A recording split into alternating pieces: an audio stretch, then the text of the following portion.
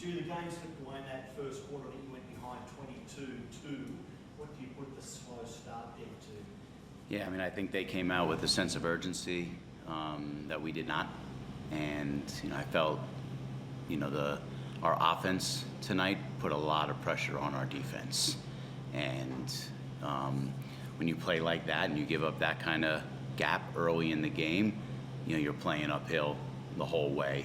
I look at the box score and, you strip away that first, in the second and third quarter, it's a 2-point game.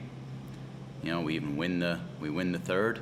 But, that start, we weren't able to sustain it. And, they played with a pace and an urgency that, we just did not match. They ended up getting called for more fouls than you did. First quarter was heavily sloped towards Illawarra. You get the rough end of the pineapple in the first quarter?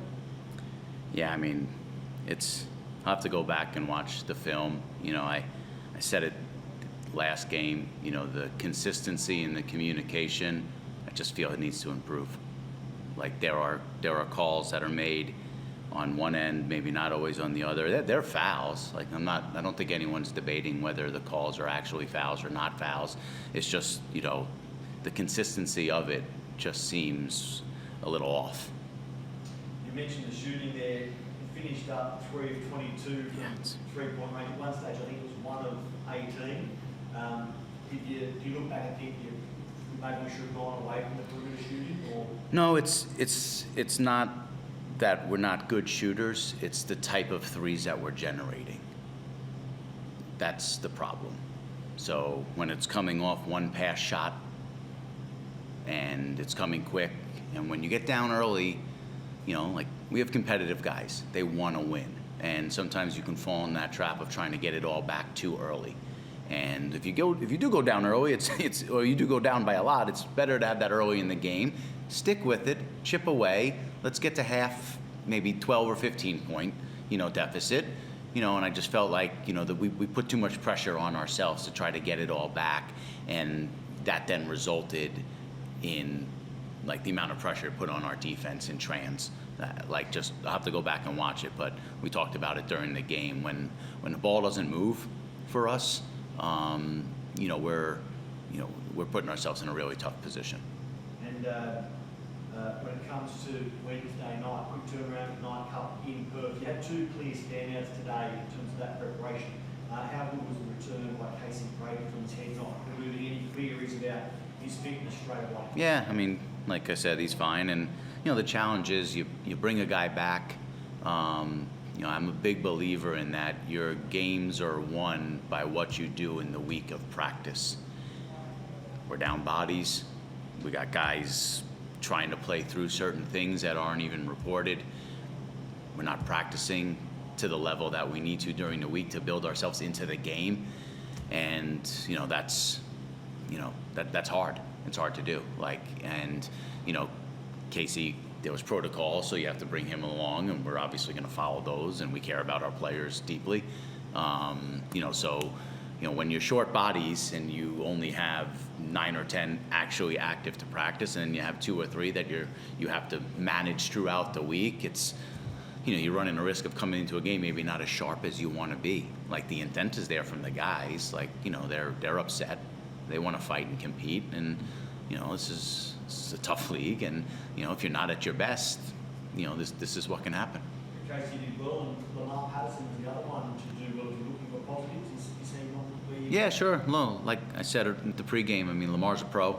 He's been in this league. He knows what it takes. And he was a bit of a release valve, for us. He's able to give that second unit, like a bit of a go-to guy. So yeah, happy with that for Lamar personally, because I know he's worked really hard, to put himself in this position. And he's making a big sacrifice, for us. But just collectively, as a whole, we just need to understand that if we're going to play a certain way offensively and we don't stay consistent with that, we run the risk of putting tremendous pressure on our defense.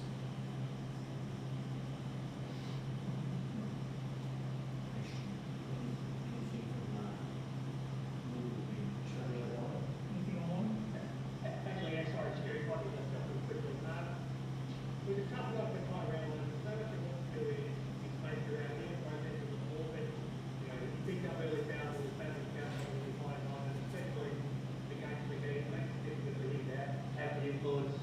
you would like. It's frustrating that he just wasn't able to have an impact because of the foul that was happening the entire night. Yeah, and I know Tyrell's frustrated. It's difficult to referee big men. And, you know, when we talk about the consistency and, you know, the game, you know, is supposed to be a little physical, allow physicality early in the game and let these guys play into the game, you know, and we're kind of getting some mixed messaging, you know, on that.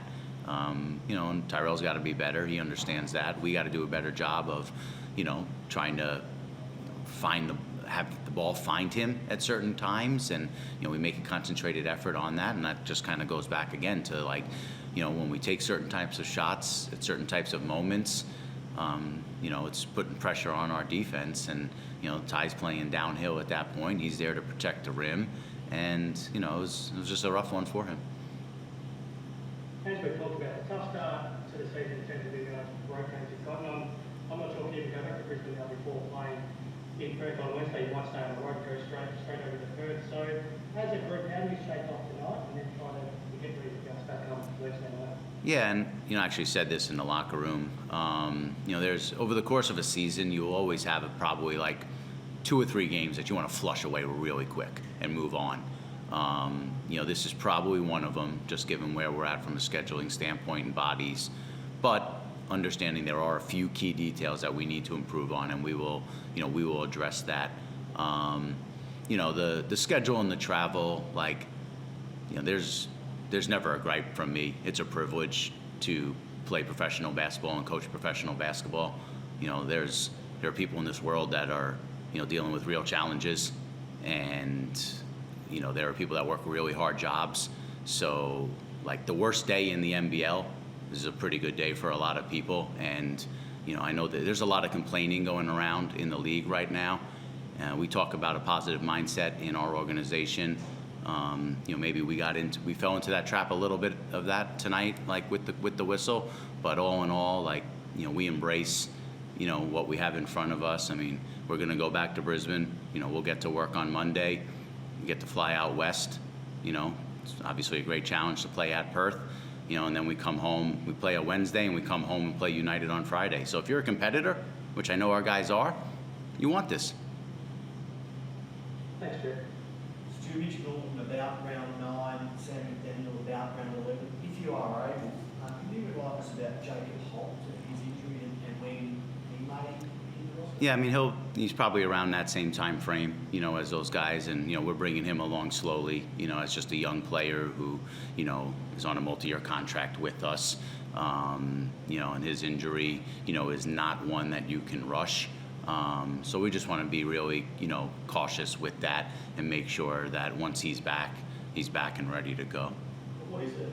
It's a hip. Mm-hmm. Thanks, Stu. Easy. Thank you, guys. Thank you.